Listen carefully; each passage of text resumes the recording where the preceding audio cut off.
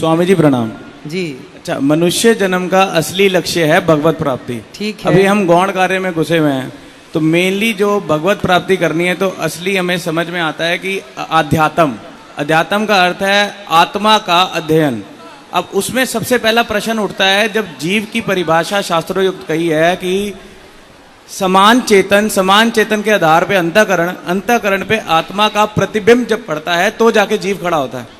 अब जीव यहाँ पे समान चेतन और आत्मा में क्या फर्क बताया गया है, उसका असली अंतर क्या है, जो गूढ़ अर्थ है वो मैं जानना चाहता हूँ। आत्मा में और जीव में? नहीं हाँ। आत्मा में जो जीव की परिभाषा बताई गई शास्त्र युक्त, सामान्य चेतन जो पूरा है, जिसमें निर्लेप है, उसमें कोई विशेषण नहीं लगता, कुछ माया से परे, माया से भी पहले, तो समान चेतन, जो चेतन सब में है, जिसकी वजह से हम बोल पा रहे हैं, सुन पा रहे हैं, सब में वो शक्ति विराजमान है। वही शक्ति तो आत्मा है। उसमें और आत्मा में क्या अंतर है? देखो, जिस शक्ति की आप बात करते हैं, जिस शक्ति से हम बोल पा रहे हैं, देख पा रहे हैं, सुन पा रहे हैं, चल पा रहे हैं, उसी शक्ति को आत्मा, आध्यात्म जगत में उसी को आत्मा कहते हैं। साइंस में उसी को एनर्जी कहते हैं। तो आत्मा वही है, ईश्वर अंश। जो ईश्वर का अंश है, वह ईश्वर के अंश को ही आत्मा कहा गया है। जो हमारा शक्ति है, जिससे हमको सब पावर मिल रही है, वह शक्ति तो आत्मा है। और जो अंश है वो अंतःकरण चतुष्टय है, मन, बुद्धि, चित्त और अहंकार। इन चारों को कहते हैं अंश। ये ईश्वर का अंश है, और जो इन चारों को शक्ति प्रदान करती है वह आत्मा है, और ये दोनों हमारे भीतर हैं। अच्छा, जैसे अब जीव बना तो अंतःकरण और चेतन का जब मिलाप होता है तो जीव बनता है ना। अंतःकरण यानी मन, बुद्धि, चित्त, अहंकार आपने बताया। ठीक है। अब उसमें अहंकार यानी अपने अहंकार का जो गूढ़ अर्थ है, वो घमंड तो उसका एक छोटा सा हिस्सा है। बिल्कुल। अपने होने का भान, मैं हूं। बिल्कुल। अब ये स्थिति जब जागृत, स्वप्न और सुषुप्ति में डीप स्लीप है, डीप निद्रा। अब वहां से जब अब हमें नींद की उपाधि लगती है, या सपना आता है या नहीं आता है तो डीप स्लीप है। वो स्थिति जहां पे वो जो स्थिति है उसमें और जागृत में जब आते हैं, और मैं हूं जब बनता है, उससे पहले की जो स्थिति है वही जागृत में रहे। वो जागृत, स्वप्न और सुसुप्ति तीन अवस्थाएं हैं। जागृत एक होता है, अभी आप जागृत अवस्था में हैं। एक अवस्था होती है स्वप्न, जब आप सोते हैं तो सपने में चले जाते हैं।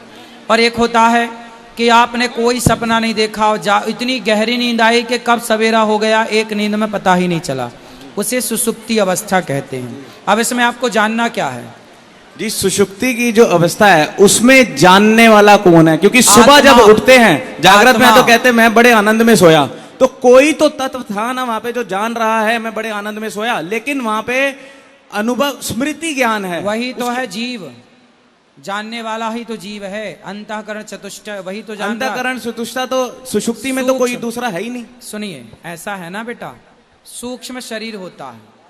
कौन शरीर होता है? सूक्ष्म शरीर 17 चीजें हैं, 5 ज्ञान इंद्रियां, 5 प्राण, 5 कर्म इंद्रियां, मन, बुद्धि, चित्त और अहंकार। सुनो, ये सब रटने से काम ना होगा, जो समझा रहे हैं वो समझने से काम होगा। हमारे शरीर कितने होते हैं आप जानते हैं? 3 शरीर। कौन कौन से? सूक्ष्म शरीर, स्थूल शरीर और कारण शरीर। कारण शरीर तो ये होता है कि जिसके कारण आपको मानव का शरीर मिला, या चींटी का शरीर मिला, या कुत्ते का शरीर मिला, ये तो कारण हो गया। एक होता है स्थूल, जो कि आपका सामने है। एक होता है सूक्ष्म। जब आप सोते हो और आप सपना देखते हो, तो सपने में आप कई बार वृंदावन जाते हो, सपने में हरिद्वार जाते हो, तो सपने में जो गया वो कौन था? वह सूक्ष्म शरीर था जी। तो वह सूक्ष्म शरीर जो है वो हमारे भीतर एक्टिव रहता है, और वही सब कुछ करता है। उसी के अंदर हम जो देखते हैं, जो सोचते हैं, वो उसी सूक्ष्म शरीर में स्टोर होता है। हमारे पाप पुण्य का दृष्टा भी सूक्ष्म शरीर होता है। और जब हम मरते हैं तो हमारा स्थूल शरीर यहीं पड़ा रह जाता है। हमारे सूक्ष्म शरीर को ही निकाल करके यमदूत पकड़ कर ले जाते हैं, आत्मा को नहीं ले जाते। क्योंकि आत्मा का वो करेंगे क्या? लिखा है गीता में, वासांसी जीर्णानि यथा विहाय नैनम छिन्दन्ति शस्त्राणि नैनम दहति पावकः। आत्मा को ना सुख होता है ना दुख होता है। ना आत्मा गीली होती है ना सूखी होती है। जी। तो आत्मा का एक स्वरूप अलग बताया भगवान। तो जो है वो सब जो जीव है, जैसे हम कहते हैं जीव, वह यह मन ही है। मन मतलब चार चीजें, चार मतलब सूक्ष्म शरीर। जी जी चारों को मिलाओ तो सूक्ष्म शरीर होता है। बिल्कुल। उस सूक्ष्म शरीर को मन कहते हैं, बुद्धि कहते हैं, चित्त कहते हैं और अहंकार कहते हैं। तो सब कुछ कारण, पाप पुण्य का, सुख दुख का कारण हमारा वह सूक्ष्म शरीर ही है। मन ही सुख दुख का कारण है।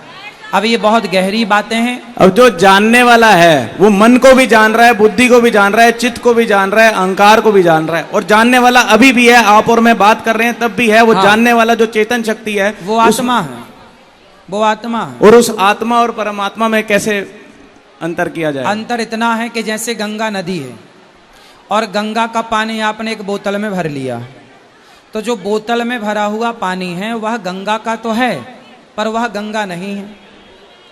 बोतल में आपने गंगा जल भरा तो वह गंगा का जल तो है, परंतु वह बोतल का पानी गंगा नहीं है।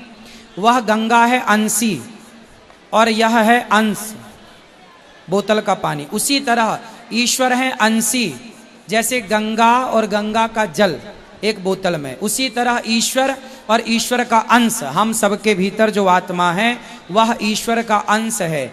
जैसे पानी है, सबके घर में गंगा जल है, जब सबके घर में गंगा जल होता है, पर गंगा तो नहीं होती ना सबके घर।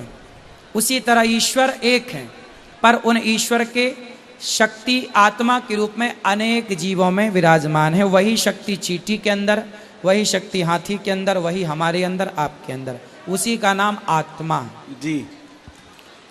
अब यही मेरे को जानना। अब इसमें आत्मा और परमात्मा का जो मिलन है उसके लिए हमें निरंतर क्या करना चाहिए, जिससे लोगों को निरंतर सत्संग, सत्य का संग। हाँ, इसलिए क्या कहते हैं, देखो आपने गुरुत्वाकर्षण सिद्धांत पढ़ा है। कोई भी चीज हम ऊपर से छोड़ते हैं नीचे आती है, आती है? क्यों आती है बताओ, क्यों आती है? स्वाभाविक। लेकिन एक चीज है जो नीचे से ऊपर जाती है, बताओ क्या? हम लोग पढ़ते हैं गुरुत्वाकर्षण के हर चीज ऊपर से नीचे है। ये तो सिद्धांत है कि पृथ्वी में चुंबक का तत्व है, वो सब चीज खींचती है, ये तो सही है, गुरुत्वाकर्षण सही है। लेकिन एक दूसरा कारण है कि जो वस्तु ऊपर से नीचे आती है वो पृथ्वी का अंश है। जैसे पत्थर, पत्थर क्या है? पृथ्वी का अंश है, तो ऊपर जाएगा तो अपने अंशी की तरफ भागेगा। कोई भी वस्तु ऊपर जाएगी नीचे इसलिए आएगी क्योंकि वह पृथ्वी का ही तत्व है, इसलिए अपने अंश अपने अंशी की तरफ भागता है। लेकिन आग, जब आप आग जलाते हैं तो ज्योति किस तरफ जाती है? ऊपर, ज्वाला उस तरफ ऊपर। क्यों? क्योंकि ज्वाला जो ज्योति है वह सूर्य से प्रकाशित है। आग का जो केंद्र बिंदु है वह सूर्य है, और सूर्य जो है वह अंशी है, और आग उस अंशी का अंश है। तो हर अंश अपने अंशी की तरफ भागता है। तो हमारी आत्मा ईश्वर का अंश है, इसलिए हम सब उस ईश्वर की तरफ भागते रहते तो हैं। यहाँ पे अविद्या किसको लगी फिर? अविद्या तो अज्ञान है। वो किसको लगी? लगेगी क्या? जो अज्ञानी है वो अविद्या। क्या वही भ्रांति है? अविद्या तो भ्रांति है। अज्ञान क्या है भाई? जैसे अंधकार क्या है? प्रकाश ना होना ही अंधकार है, प्रकाश का अभाव ही अंधकार है। उसी प्रकार ज्ञान का अभाव ही अज्ञान है। जिस दिन आपके अंदर ज्ञान का दीपक जल गया उस दिन अज्ञान आपका स्वतः नष्ट हो जाएगा। गुरु की विशेष कृपा से अकस्मात ये कृपा हो सकती है, क्योंकि ये कृपा साध है, साधन साध नहीं है। लेकिन कृपा उसी पे होगी जो साधन करेगा। हाँ, कृपा बिल्कुल है। ईश्वर को जब पूर्ण सतगुरु की कृपा जब होएगी तो ही ये बुद्धि में विवेक जागृत होता है, तो ही इस तरह। हाँ, सही कह रहे हैं। इसलिए सत्संग करना चाहिए। Thank you. खुश रहिए। समझ में आई बातें?